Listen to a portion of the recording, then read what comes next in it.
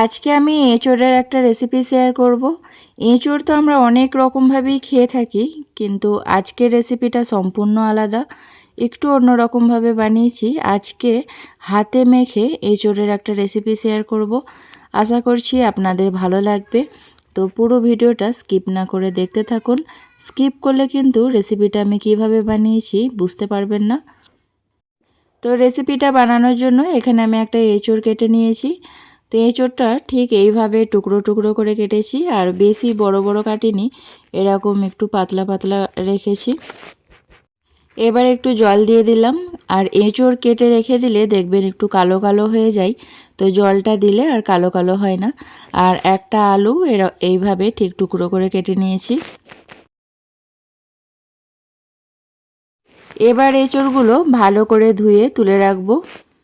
এদিকে চুলাতে একটা পাত্র বসিয়ে দিয়েছি, সামান্য জল দিয়ে দিয়েছি, তারপরে ওই ধুয়ে রাখা এঁচোড়গুলো দিয়ে দেব। এঁচোড়টা একটু ভাপিয়ে নেব, তার জন্য সামান্য লবণ আর 1 চিমটি মতো হলুদ গুঁড়ো দিয়েছি। আপনারা আবার ভাবতে পারেন যে এই সময়ে এঁচোড় কোথায় পেল। আমরা ব্যাঙ্গালোরে থাকি, আর ব্যাঙ্গালোরে কিন্তু 12 মাস এঁচোড় পাওয়া যায়।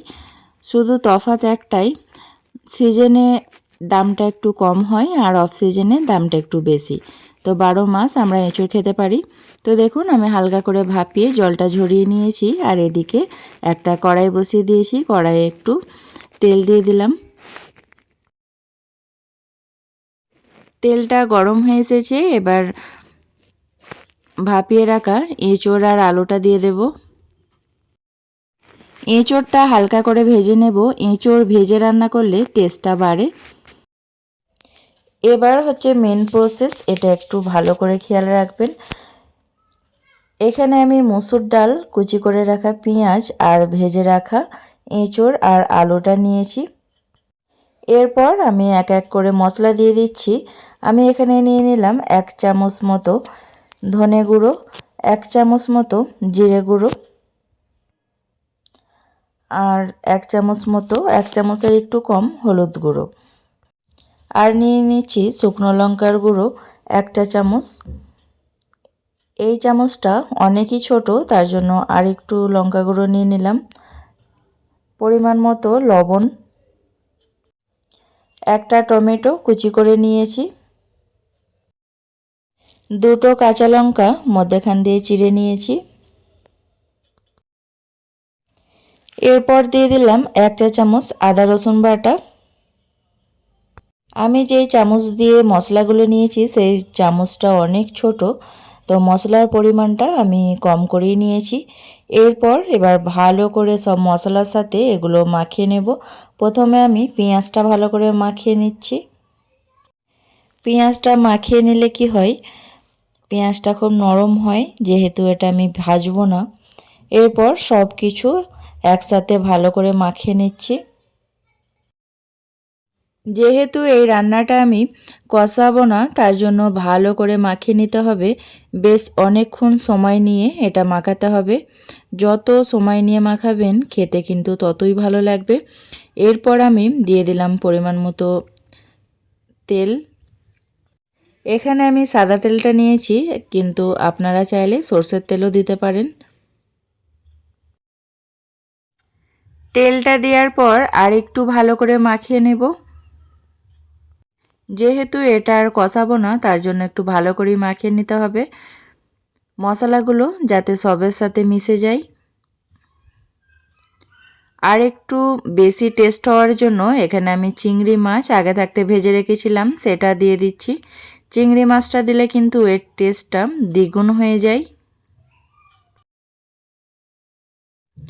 চিংড়ি মাছটাও সব কিছুর সাথে একটু ভালো করে মাখিয়ে নেব। সব কিছু আমার ভালো করে মাখানো হয়ে গেছে। এবার আমি পরিমাণ মতো দিয়ে দিলাম জল। এইভাবে বানালে ঝামেলা কম হয়। তো রেসিপিটা দেখতে থাকুন, খুবই সহজ।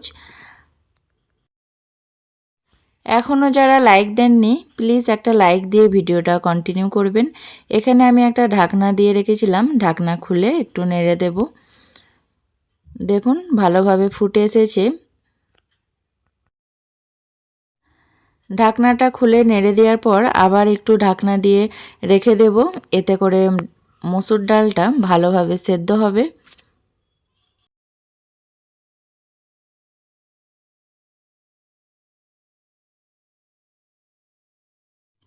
তো দেখতেই পাচ্ছেন জলটা পুরোপুরি শুকিয়ে গেছে, যেহেতু মসুর ডাল দেওয়া আছে তার জন্য জলটা একটু টেনে গেছে। তো ডালটা সেদ্ধ হতে আর একটু সময় লাগবে, তার জন্য আমি একটু জল গরম করে নিয়েছিলাম, তো জল গরম করে দিয়ে দেব। গরম জল দিলে টেস্টটা অনেকটাই ব্যালেন্স থাকে, টেস্টের কোনো কমই হয় না। যেহেতু মসুর ডাল আছে একটু তাড়াতাড়ি জলটা টেনে নিচ্ছে, তার জন্য জলটা একটু বেশি করেই দিয়েছি। এবার দিয়ে দিলাম কুচি করে রাখা ধনেপাতা। ধনেপাতাটা দিলে টেস্টটা আরও বাড়ে। তো ঢাকনা খুলে আর একবার দেখে নিচ্ছি, আর যেহেতু মসুর ডাল দেওয়া আছে তার জন্য নিচে লেগে যাওয়ার সম্ভাবনাটা বেশিই থাকে, একটু ঘন ঘনই নাড়তে হবে।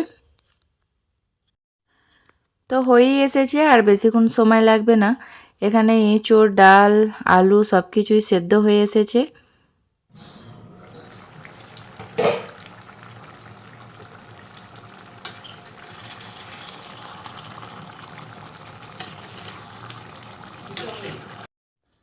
এঁচোড়ের রেসিপিটা পুরোপুরি রেডি হয়ে গেছে, গ্যাসের ফ্লেমটাও অফ করে দিয়েছি। দেখতেই পারছেন কতটা লোভনীয় হয়েছে, একেবারে গ্রামীণ একটা রেসিপি।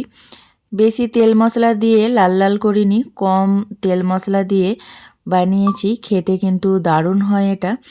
আর এটা কোনো দেখা রেসিপি নয়, আমি নিজে থেকেই বানিয়েছি। আর আজকে প্রথমবারই বানিয়েছি, তো ভেবেছিলাম ভালো না হলে শেয়ার করব না, কিন্তু খেতে অনেক মজা হয়েছে, তার জন্য ভাবলাম সবার সাথে রেসিপিটা শেয়ার করা যাক। আপনারাও একবার এইভাবে হাতে মেখে এঁচোড়টা বানিয়ে দেখবেন, খেতে অনেক মজার হয়। আর আমার তো একঘেয়েমি খেয়ে খেয়ে ভালো লাগে না, একটু আলাদা রকম ট্রাই করতে বেশ ভালো লাগে। এই রেসিপিটা গরম গরম ভাতের সাথে খেতেই বেশি ভালো লাগে। দুপুরের খাবারে যদি এরকম একটা রেসিপি থাকে তাহলে কিন্তু এক থালা ভাত নিমেষেই শেষ হয়ে যাবে। এখন আমি গরম গরম ভাত নিয়ে বসে পড়েছি। তো আজকের এই হাতে মাখা এঁচোড়ের রেসিপিটা আপনাদের কাছে কেমন লেগেছে আমাকে জানাবেন।